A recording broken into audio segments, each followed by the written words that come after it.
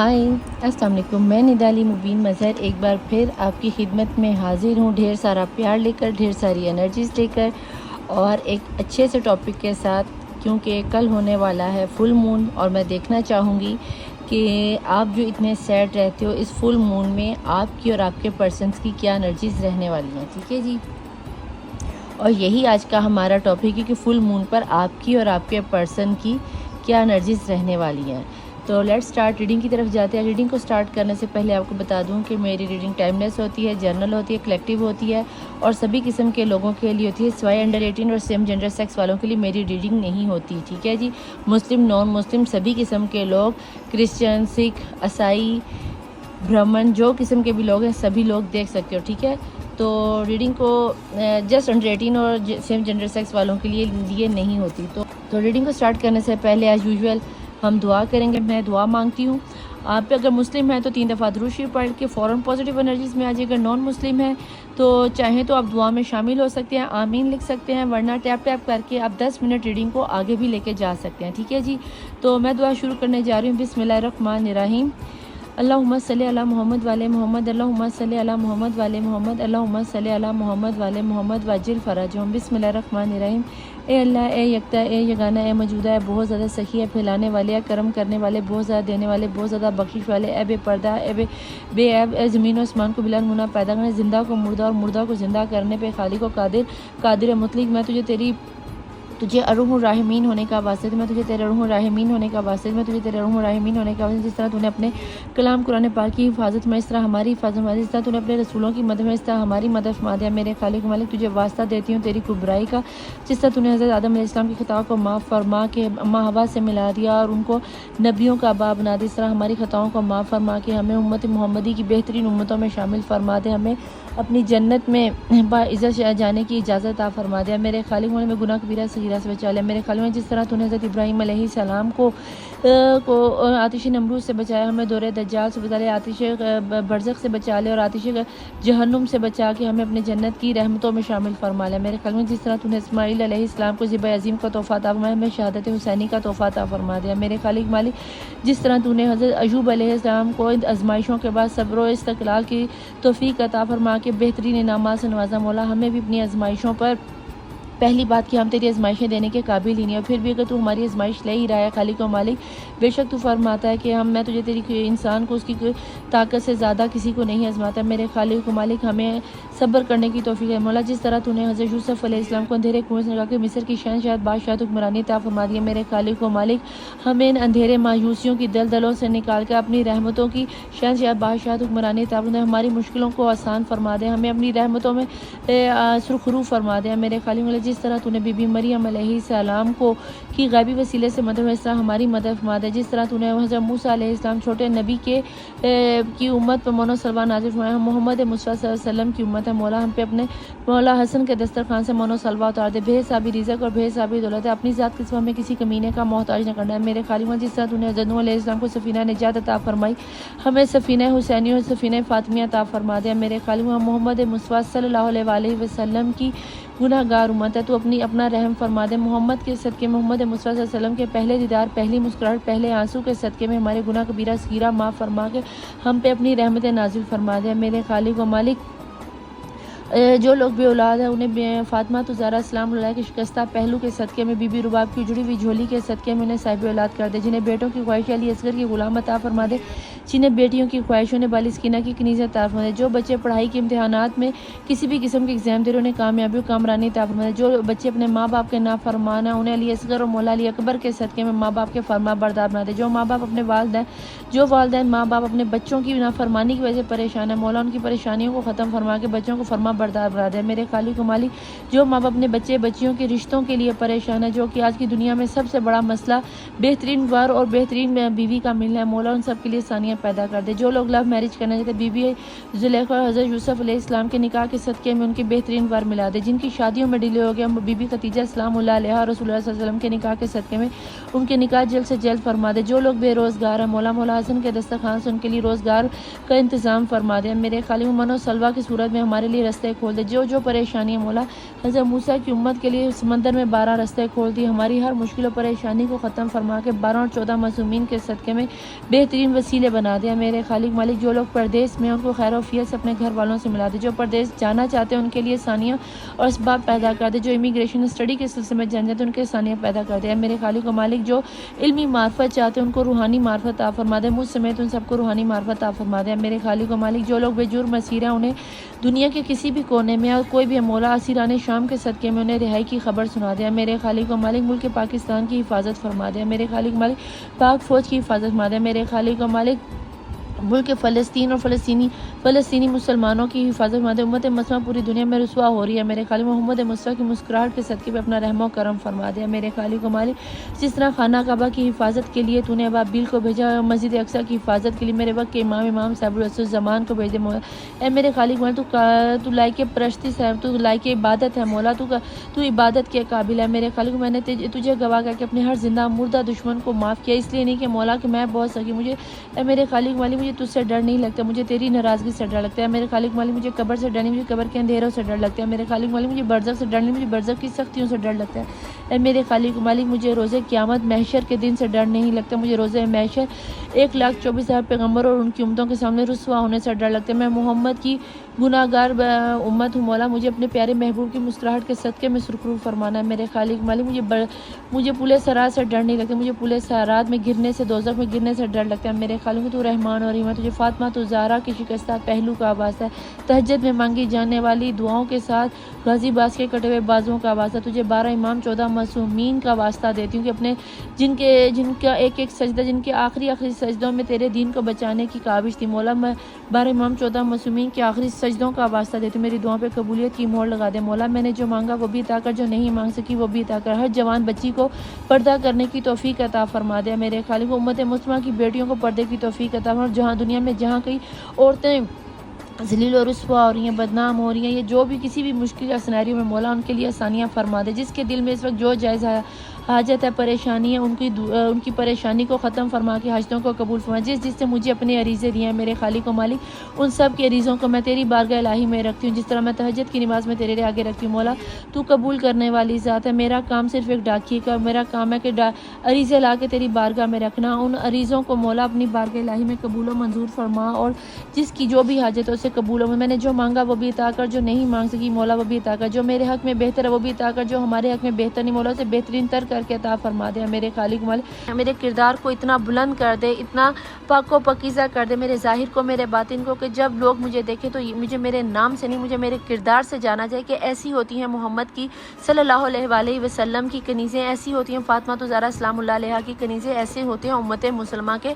लोग या उम्मती है। मेरे खालिक मालिक जब मेरे किरदार को इतना बुलंद कर दे कि जब क़यामत के रोज़ मोहम्मद मुस्तफ़ा सल्लल्लाहु अलैहि वसल्लम की सरदारी का ताज मेरे सर पे रखा जाए तो मौला मेरे कंधे उसको उठाने के काबिल और मुझे 12 इमाम 14 मासूमीन और आले मोहम्मद आले के सदक़े मुझे उनके सामने सुरखरू फरमा देना है। ए मेरे खालिक मालिक, बीबी फातिमा तुज़ारा की चादर ततहीर के सदक़े में उम्मत मुस्लिमा की हर बच्ची को पर्दा करने की तौफीक अता फरमा और दुनिया में जहाँ कहीं भी औरत है जिस भी मज़हब की मौला उसकी इज़्ज़त की हिफाजत फरमा दे। मेरे खालिक में तेरी नेमतों में सबसे बड़ी नेमत ये भी है कि तूने मुझे 1400 साल के बाद ना सिर्फ मौला हुसैन का अज़ादार बनाया बल्कि मुझे मौला हुसैन का ज़वार भी बनाया। मुझे करबला मौला की वो ज़ियारत नसीब करे छोटी सी उम्र में कि जहाँ 1,24,000 पैगम्बरों का ना सिर्फ सजदे हुए बल्कि उनके खून बहे, जहाँ पे मौला हुसैन की ज़ियारत के लिए 70 हज़ार फरिश्ते पल पल में आके मौला हुसैन की ज़ियारत करके जाते और क़यामत तक उनकी बारी नहीं आएगी। मेरे खालिक मालिक मुझे उसी करबला मौला की ज़ियारत मुझे मेरे शोहर, मुझे मेरी औलाद और घर वालों के साथ करने की तौफीक अता फरमा। मौला जिस के दिल में करबला मौला, मशहद काज़मैन, सामरा,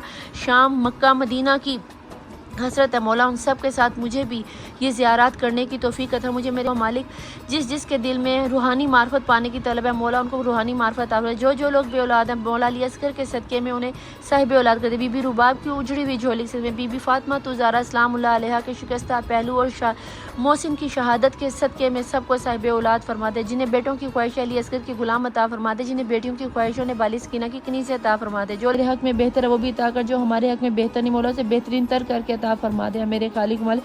तू अरहमुर राहिमीन है, तू अरहमुर राहिम है। फातिमा तो ज़हरा सलामुल्लाह अलैहा के दुश्मनों पे मैं लानत करती थी, लानत करती और लानत करती रहूँगी। इसी शहादत पे दुनिया में हूँ, इसी शहादत पे दुनिया से जाऊँगी, इसी शहादत पे क़यामत के दिन पुलिस सरात को मैं पार करूँगी। मेरे खालिक मालिक मेरे वक्त के इमाम साहिबुल रसूल ज़मान के ज़ुहूर में जल्द से जल्द ताजील फरमा दे मेरे वक्त के इमाम साहिबुल आपको फातिमा तो ज़हरा सलामुल्लाह अलैहा के जलते हुए घर का वास्ता देती हूँ, जल्द से जल्द आपका ज़हूर हो जाए मेरे खालिक व मालिक। हर बीमार को सेहत और तंदुरुस्ती अता फरमा दो, जो अस्पतालों में बीमार है उनको सेहत और तंदुरुस्ती अता फरमा दो, बेरोज़गार को रोज़गार अता फरमा दो।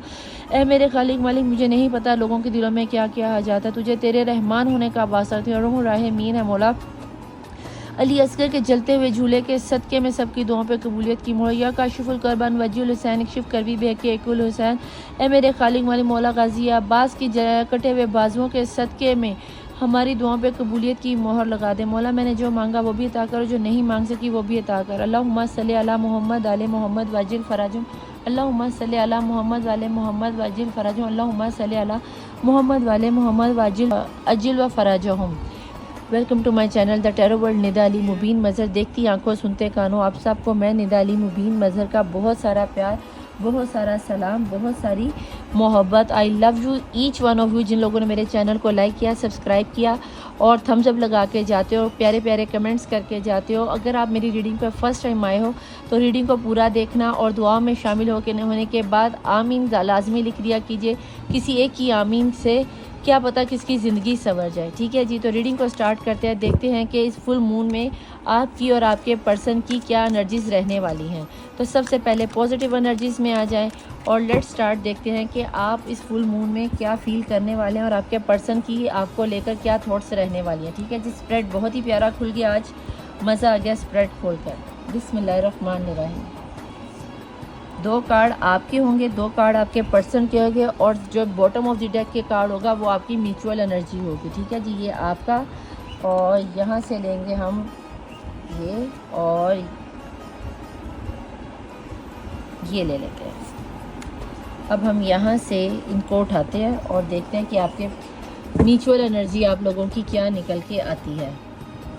ठीक है जी, ये आपके पर्सन की एनर्जी, ये आपकी एनर्जी और इसको हम एक दफ़ा शफल करने के बाद देखेंगे कि आप दोनों की फुल मून पर क्या फीलिंग्स और क्या थॉट्स रहने वाली हैं।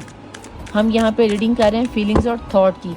एक्शन निकल कर आया तो ज़रूर बताऊँगी, ना निकल कर आया तो ये डीप डाउन आपकी फीलिंग्स होंगी, करंट सिचुएशन रहने वाली है। Oh very very nice integration. उसके नीचे अबंडेंस। ओह माय गॉड, छुपी हुई एनर्जी में अबंडेंस आ रहा है।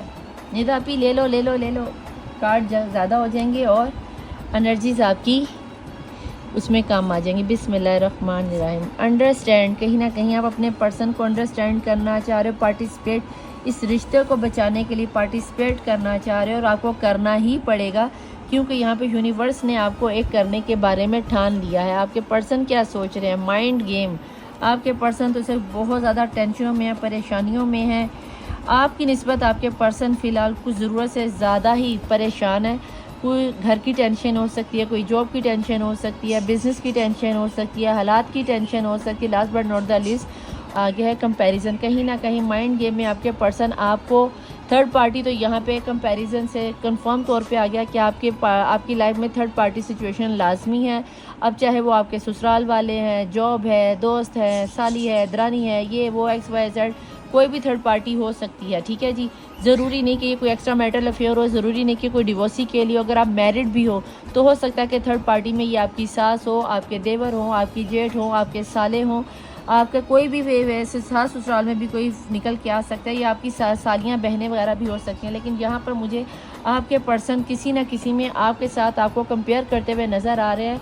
जहाँ तक मैं देख पा रही हूँ, आप इस रिश्ते को बचाने के लिए साम धाम दंड बेस तो कर ही रहे हो। आप तो जो मेहनत कर रहे हो जो यूनिवर्स कर रही है, यूनिवर्स ही आपके पर्सन को इस हद तक उलझा दिया है कि वो आप में और थर्ड पार्टी में कंफ्यूज हो गया कि दोनों में से किसको सिलेक्ट करें।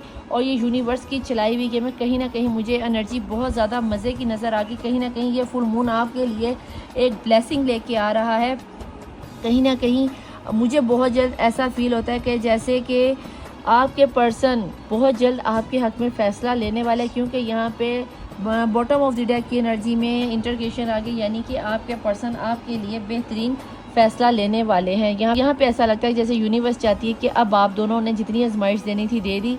अब आपके पर्सन को यूनिवर्स इस हद तक चंपरेट करी कि अब वो मजबूर हो गए हैं कि कंपैरिजन करने में कि यार मैं अपनी पर्सन के पास ही चला जाता। एक्सपीरियंस थी यहाँ पे आपके पर्सन की डेट ऑफ बर्थ में मई का महीना बहुत अहम हो सकता है। 5 किसी भी महीने की 5 तारीख बहुत अहम हो सकती है।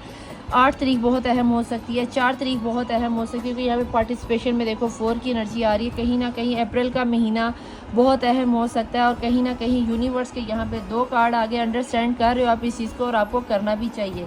तो देखते हैं लव के हवाले से आप और आपके पर्सन की एनर्जीज क्या निकल के आते हैं। Please divine, please angels, full moon पर मेरे देखने वाले व्यूअर्स की एनर्जीज क्या निकल के आ रही हैं और मेरे पर्सन की व्यूअर्स के पर्सन की एनर्जीज क्या निकल के आ रही हैं। प्लीज़ डिवाइन, प्लीज़ एंजल्स मुझे बताइए।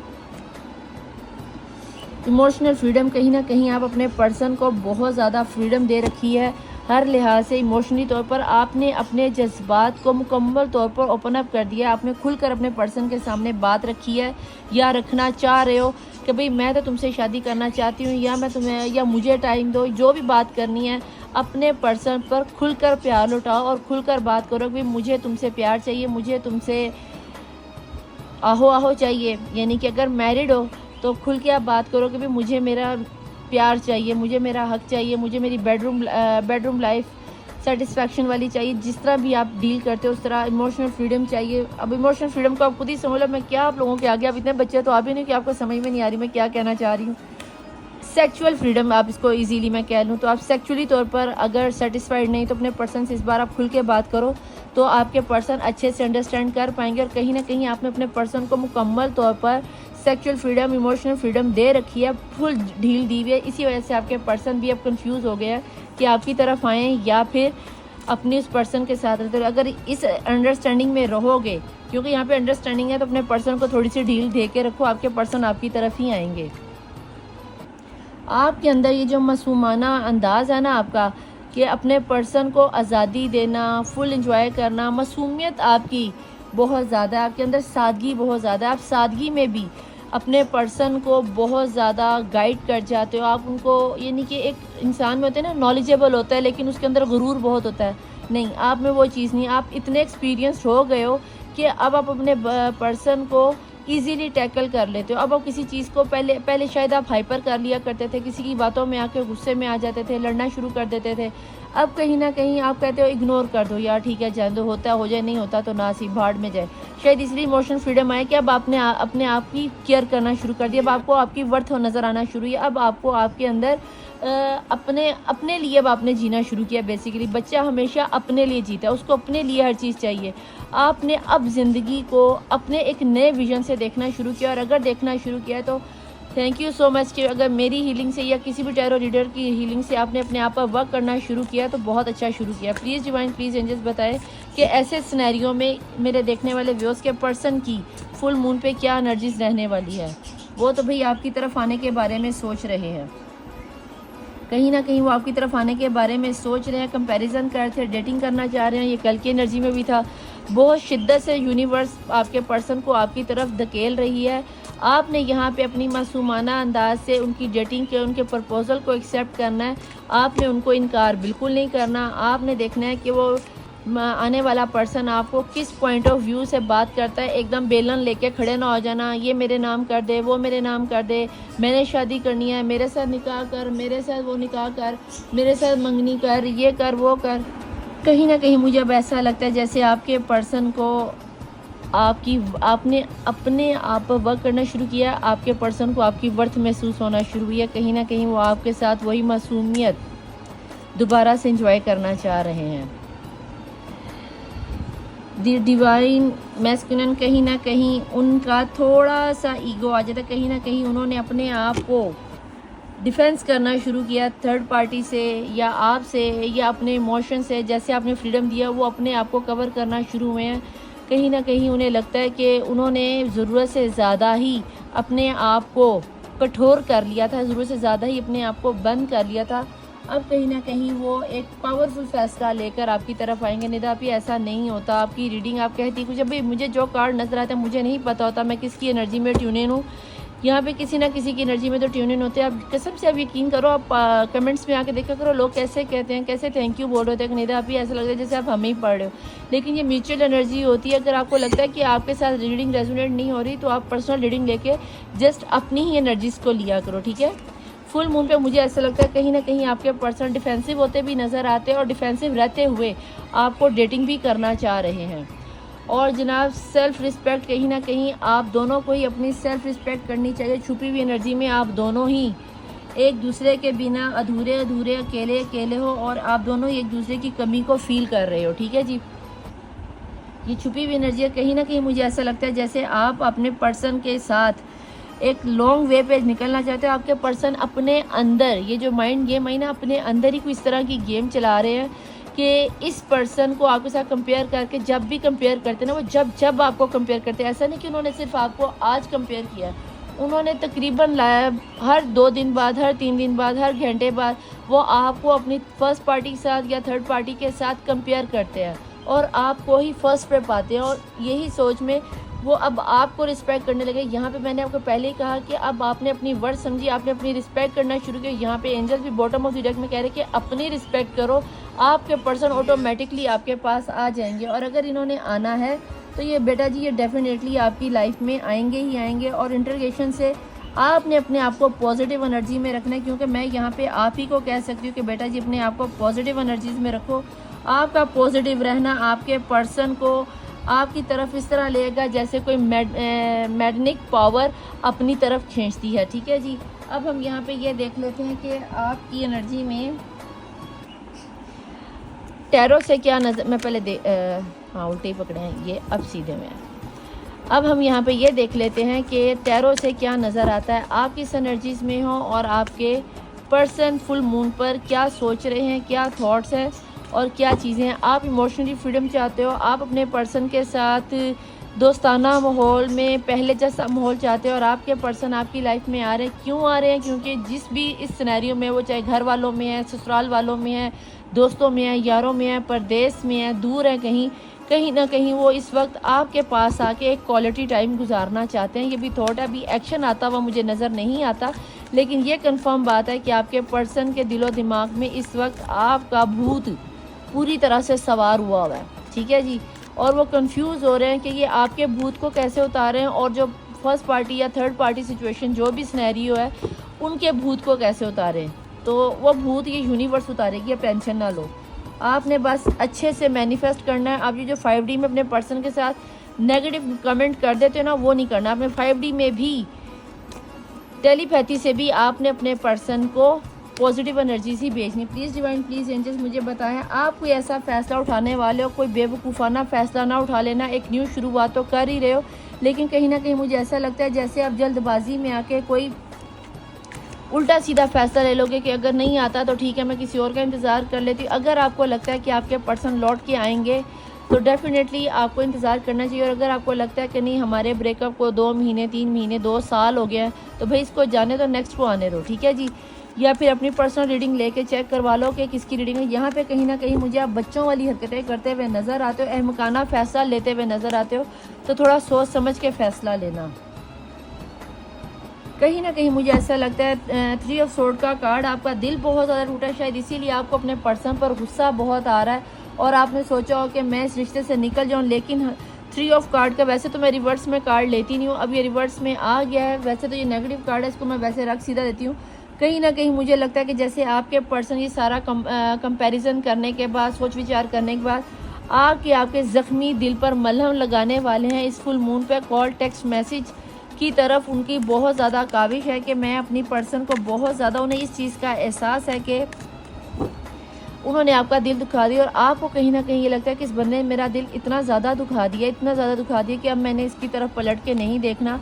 और रिवर्स में आने के बाद आपका दिल फिर अपने पर्सन की तरफ ही माइल होता है। लोग आपको रिश्ते दिखा रहे हैं, माँ बाप रिश्ते दिखा रहे हैं, आप कहते हो मेरा मियाँ, मेरा जानू बेबी, बिल्कुल मेरा जानू बेबी मेरा ही है, मैं उसके बिना रह नहीं सकती। और खुद जो मर्ज़ी कह लो, चाहे लड़ो मरो, बदवाएँ तक दो, और उसके बाद अगर कोई कह देना अच्छा चल इसको छोड़ दे, वो बंदा ये ऐसा था या वैसा था, आप फ़ौरन से भाई मैं जो मर्जी करूँ, तुम कौन होते हो मेरे बंदे को गाली निकालने वाले या उसको कुछ बुरा कहने वाले या कुछ ऐसा कहने वाले।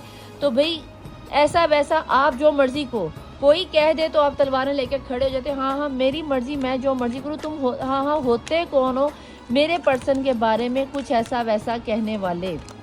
कहीं ना कहीं आप चाहते हो कि आपके पर्सन लौट कर आपकी लाइफ में आ जाए, और जब कोई आपको कहता है कि ऐसा पॉसिबल नहीं है, तब आपको अच्छा खासा गुस्सा आ जाता है। आप भी अपने दिलो दिमाग में अपने पर्सन की तरह लड़ रहे हो, दुनिया को दिखा रहे हो कि आप बहुत ज़्यादा मजबूत हो, लेकिन जहाँ तक मैं देख पा रही हूँ आपके अंदर एक मासूम बच्चा या बच्ची तड़प रही है अपने पर्सन के पास जाने के लिए, उसकी बाहों में तड़पने के लिए, उसकी बाहों में रोने के लिए, उसको दिखाने के लिए कि मेरे दिल पर, मेरी रूह पर जो ज़ख्म तुमने लगाए हैं वो मैं सह नहीं पा रही या मैं सह नहीं पा रहा, तो प्लीज़ ऐसा मत करो, मुझसे सहा नहीं जा रहा। मैं दुनिया को दिखाने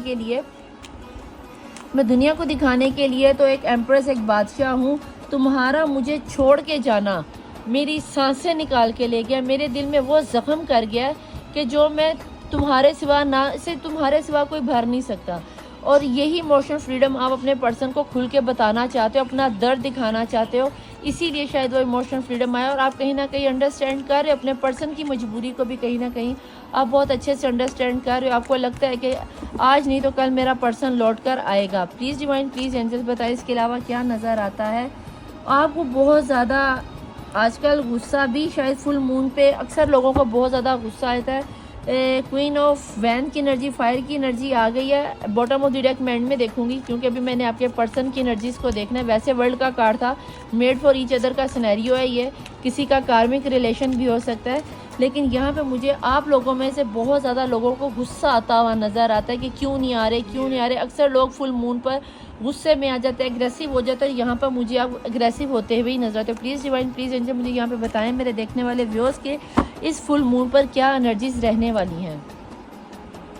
टेम्परेंस, वो कुदरत की क्षण परेड का इंतज़ार कर रहे हैं। जब तक कुदरत उनकी क्षण परेड ले रही है तब तक तो भाई ये आपको थोड़ा सा वेट करना ही पड़ेगा। और आपके पर्सन की तो फिर ये यिंग एंड यांग की एनर्जीज का कुदरत भी अच्छी खासी क्षण परेड ले ही रही है। टॉरस, कहीं ना कहीं इस टॉरस की शायद सब्र इसलिए कर रहे हैं कि एक अच्छा वक्त आए तो वो आपको शादी की ऑफ़र दें, और ये भी अभी सोच ही रही है, उनके डीप डाउन थॉट्स हैं। मैं ये फिर कह दूं कि अभी तक मुझे अभी भी कोई एक्शन का कार्ड नज़र नहीं आया। इस फुल मून पर आपके पर्सन आपसे शायद अपनी शादी के बारे में रिकनसाइल करें कि यार अगर शादी नहीं हुई तो शादी कर लेते हैं, और अगर शादीशुदा हो तो शायद बड़ों से, बुज़ुर्गों से कोई इल्मी टोटका लेकर या मंदिर से, चर्च से जाकर कोई दुआ लेकर आएँ और आपसे बात करें कि यार मुझे लगता है जैसे किसी ने हम पे कुछ कर करा दिया है, मैं अल्लाह से मैनिफेस्ट करूँगा, मैं ये करूँगा, मैं वो करूँगी, हम एक हो जाएंगे, हमारा वक्त आएगा। और वो आपके साथ सेलिब्रेशन करना चाहते हैं, ठीक है। ये चीज़ें वो आपको बताएंगे ज़रूर, लेकिन अभी थोड़ा सा टेम्परेंस जहाँ पे आ जाए वहाँ पे थोड़ा सा हार्ड वर्क होता है, वहाँ पे थोड़ा सा वेट होता है। तो अभी आपके पर्सन वेट करें, लेकिन मुझे आपके रिश्ते में सुधार आता हुआ नजर है। कहीं ना कहीं यिंग एंड यांग की एनर्जीज के साथ, कहीं ना कहीं माइंड गेम के साथ, कहीं ना कहीं कंप्रोमाइज़ के साथ ये नज़र आता है कि आपके पर्सन ने शायद फैसला किया है कि थर्ड पार्टी को छोड़कर आपके साथ आकर इंसाफ करने के बारे में सोचा है। वर्ल्ड का कार्ड आपकी बॉटम ऑफ द डेक की एनर्जीज में शो हुआ था, तो कहीं ना कहीं आपका ये दुख का पीरियड ख़त्म होता हुआ किंग ऑफ पेंटिकल आपको भरपूर साथ देना चाहते हो सकता है आपके पर्सन की लाइफ में पैसा बहुत मैटर करता हो, या जहाँ पे वो अभी हैं वो लोग फाइनेंशियली बहुत ज़्यादा मजबूत हों, या फिर वो फाइनेंशियली लॉस में जा रहे हैं जिसकी वजह से वो आपकी तरफ नहीं आ रही, या फिर थर्ड पार्टी सिचुएशन में फाइनेंस का कोई ना कोई चक्कर ज़रूर है। मे भी उन्होंने हक महर में ज़्यादा लिखवा दिया, मे भी उनके नाम पे घर बार है, मे भी उनके वो फर्स्ट पार्टी पीछे से बहुत मजबूत हो, उनके माँ बाप को सिर्फ पैसा पैसा पैसा, प्यार को वो जानते ना हो। तो आप प्यार प्यार प्यार हुक्का मार यार, जो भी ये गाना है उसको देख लेना। अगर इस तरह का कोई सिनेरियो आप लोगों की लाइफ में है तो भाई देख लेना। मुझे आपके पर्सन पैसे के हवाले से बहुत ज़्यादा कंजूस टाइप लगते हैं, और ये भी लगता है कि जैसे सखावत इनमें इतनी ज़्यादा नहीं है, पैसा छोड़ने से पहले 100 दफ़ा सोचते हैं।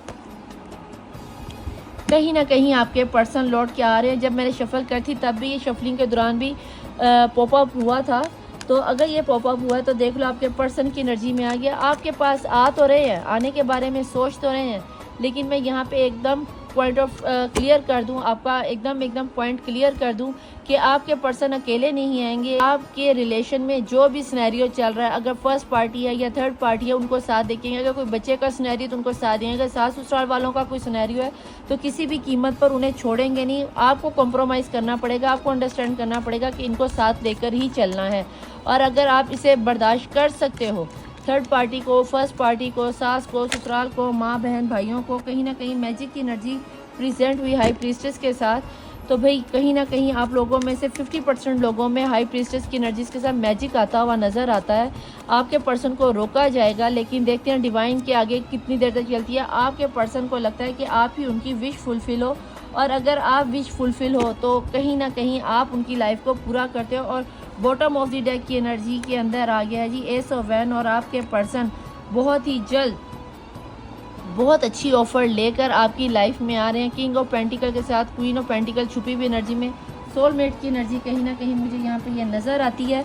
और ये भी बता दूँ कि आपके पर्सन ने कहीं ना कहीं फ़ैसला किया है कि अगर आप अनमैरिड देख रहे हैं तो भाई आप लोगों की तरफ कोर्ट मैरिज की ऑफ़र आती हुई नज़र आती है। मैं ये नहीं कह रही कि आपको वो कहेंगे कि हम रस्म और रवाज के साथ शादी करेंगे, हो सकता है आपको आपकी मर्ज़ी के मुताबिक शादी ना हो, लेकिन शादी होती हुई मुझे नज़र है, चाहे वो कोर्ट में जाके हो, चर्च में जाके हो, मंदिर में जाके हो या गुरुद्वारे में जाके हो, शादी आती हुई नज़र आती है। स्टार्स में अगर आपको बता दूं तो यहाँ पे सारे कार्ड खुलकर आ गए। तो यहाँ पे टॉरस की, एयर साइंस की, वाटर साइंस की एनर्जी बहुत ज़्यादा है, कैंसर की, एरिस की, एक्वेरियस की, लिब्रा की, लियो की, कैंसर की एनर्जी बहुत ज़्यादा है, सेजिटेरियस की एनर्जी बहुत ज़्यादा है, एरिस की एनर्जी बहुत ज़्यादा है। ठीक है जी, तकरीबन सभी यहाँ पे स्टार्स आ चुके हैं, तो इसमें टेंशन लेने वाली बात नहीं। डेट ऑफ बर्थ बताऊँ तो किसी की डेट ऑफ बर्थ में 5 की एनर्जी, 4 की एनर्जी, 10 की एनर्जी, 9, 7, 3, 1, 22, 25, 15, 14, 19, 12, 29, 31, 25 की एनर्जी मुझे बहुत ज़्यादा नज़र आती है। यहाँ पर 13 और 19 की एनर्जीज भी आपकी डेट ऑफ बर्थ में नज़र आती हैं। ठीक है जी, तो स्टार्स मैंने आपको बता दिए। मई का महीना, जनवरी का महीना, सितंबर का महीना, अक्टूबर का महीना, मई का महीना बहुत अहम हो सकता है, और इसके अलावा आप लोगों के लिए अक्टूबर और जनवरी का महीना भी बहुत अहम है। प्लीज़ एंजल्स, प्लीज़ डिवाइन, आपके जहन में कोई सवाल हो तो आप एंजल से पूछ सकते हैं। प्लीज़ एंजल्स, प्लीज़ डिवाइन, मुझे यहाँ पे बताएं मेरे देखने वाले व्यूअर्स की एनर्जीज़ में अब आपको क्या नज़र आता है कि फुल मून पर ऐसे में मेरे देखने वालों को क्या करना चाहिए। बिस्मिल्लाहिर्रहमानिर्रहीम। बी असर्टिव, थोड़ा सा समझदार हो जाओ, गलत फैसला ना कोई ले लेना। मुझे ऐसा लगता है जैसे कि आप फूल की एनर्जीज़ के साथ अंडरस्टैंड करते हुए भी कोई बेवकूफ़ाना फैसला ले लोगे, थोड़ा सा समझदारी से फैसला ले लेना। रिकन्सीडर, वही बात आ गई कि कोई भी फैसला लेने से पहले अच्छे से सोच समझ के फैसला लेना, कि ऐसा ना हो कि आपके पर्सन प्यार की एनर्जी में लौटकर आपकी तरफ आए, आपको जी फर्स्ट पार्टी को छोड़कर आओ। मेरी बात को मानो, आपको भी प्यार से चलना पड़ेगा, अपने पर्सन को समझना पड़ेगा। और अगर रीडिंग आपके साथ रेजोनेट हो तो लाइक, सब्सक्राइब और शेयर ज़रूर कीजिएगा। पर्सनल रीडिंग के लिए नंबर ऊपर चल रहा होता है या इंस्टाग्राम पर आप मैसेज कर सकते हो। ठीक है जी, बिग हैप्पी चेंज, थोड़ा सा रिकन्सिडर करने के बाद आपकी लाइफ में एक अच्छा चेंज आ जाएगा, पर्सन लौट कर आ जाएंगे।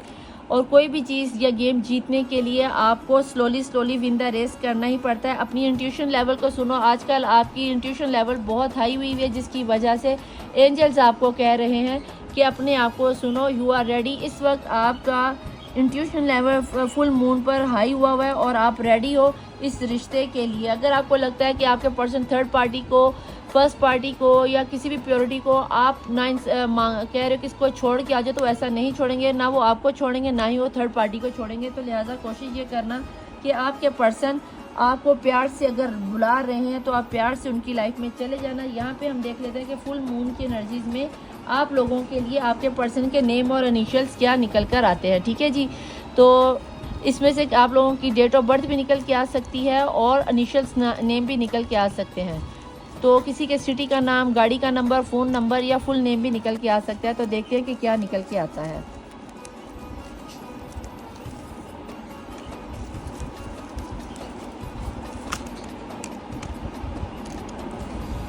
इतने ही काफ़ी, बहुत ज़्यादा निकला है, एकदम से गिर गए। चले जी, कुछ को मैं हाथ में पकड़ लेती हूँ, ठीक है, और देखते हैं। सबसे पहले एम निकल आया, एम फॉर मुबीन, यानी कि मैं।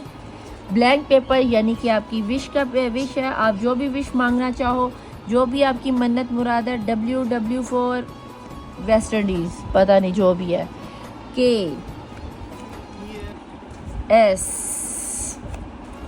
के अगेन, वाई से आप इसको क्वेश्चन मार्क भी समझ सकते हो, यस भी समझ सकते हो। ब्लैंक पेपर अगेन, आप इसमें अपनी डेट ऑफ बर्थ डाल सकते हो। 4 आ गया है, 999 आ गया। एंजल नंबर, कंप्लीशन का नंबर। अगर आपका अभी पार्टनर के साथ कोई Z आ गया, अगर आपके पार्टनर के साथ कोई मसला मसाइल चल रहा तो वो 999 की एनर्जीज के साथ मुझे ख़त्म होता हुआ नजर आता है। 19 मैंने बोला था, इसके बाद 3 की एनर्जी मैंने बोली थी, 111 की energy. Angel number D4 Daniyal, Danish, दुनिया, आगे नाम अपना खुद ही ढूंढो, ठीक है जी।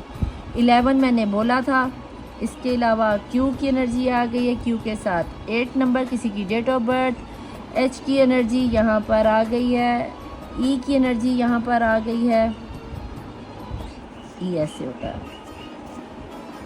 U की एनर्जी यहाँ पर आ गई है। 4 अगेन, किसी के लिए 4 बहुत अहम होता है। 23 आ गया, 23 मैंने बोला था। 12 भी मैंने बोला था। Z आ गया, ठहरो नंबरिंग मैं यहाँ पे लगा रही हूँ। ये Z की एनर्जी आ गई है, यहाँ पे U की एनर्जी आ गई है, यहाँ पर S की एनर्जी आ गई है। P for Pakistan, P for Peshawar, P for Parvez, P for Parveen. 8 आ गया, किसी की डेट ऑफ बर्थ हो सकती है। E for elephant. 6 की एनर्जी आ गई, अबंडेंस, न्यू बिगिनिंग आती हुई, जॉब की ऑफ़र आती हुई नजर आ रही है। 14 मैंने बोला था।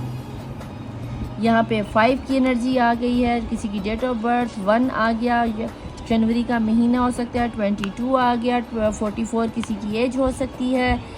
इसके बाद 26 किसी की एज हो सकती है, डेट ऑफ बर्थ हो सकती है। S4 सलमा। एंजल नंबर आ गया है 1122, किसी की हेल्थ मुझे ठीक होती हुई नज़र आती है, कि न्यू बिगनिंग होती हुई नज़र आती है। 222 और 44 और फिर 4 की एनर्जी, 4 की एनर्जी बहुत ज़्यादा है। नो आंसर आपका अगेन आ गया, मैसेजेस में भी आया, यहाँ पे भी कंफर्मेशन हो गई है।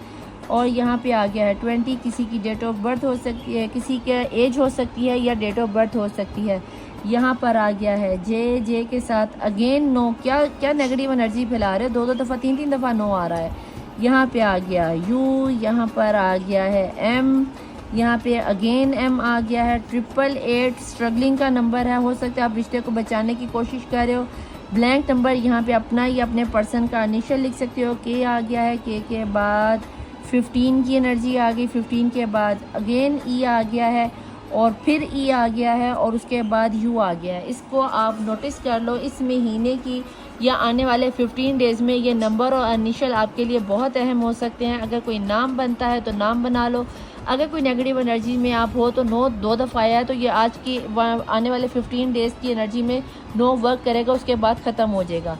उम्मीद करती हूँ कि आपको आज की रीडिंग पसंद आई होगी कि फुल मून पर आने वाले फुल मून तक आपकी क्या एनर्जीज रहने वाली हैं। मुझे आपके पर्सन की तरफ से कोई ख़ास आता हुआ एक्शन नज़र नहीं है, लेकिन उनका दिलो दिमाग पर आपकी हुकूमत मुझे ज़रूर नज़र आई है। उम्मीद करती हूँ कि रीडिंग आपको ढेर सारी पसंद आई होगी, रेजोनेट की हुई होगी। अगर रेजोनेट किया है तो आप मुझे जब मैसेज करते हो तो अपने सिटी का या अपने शहर का, अपने कंट्री का नाम ज़रूर लिखा करो, मुझे बहुत खुशी होती है। और रोज़ाना डेली अपने आप को हील किया करो, रोज़ाना डेली अपने आप को शीशे में खड़े होकर कहा करो आई लव यू 1, क्योंकि तुम ही सबसे बेस्ट हो, ठीक है।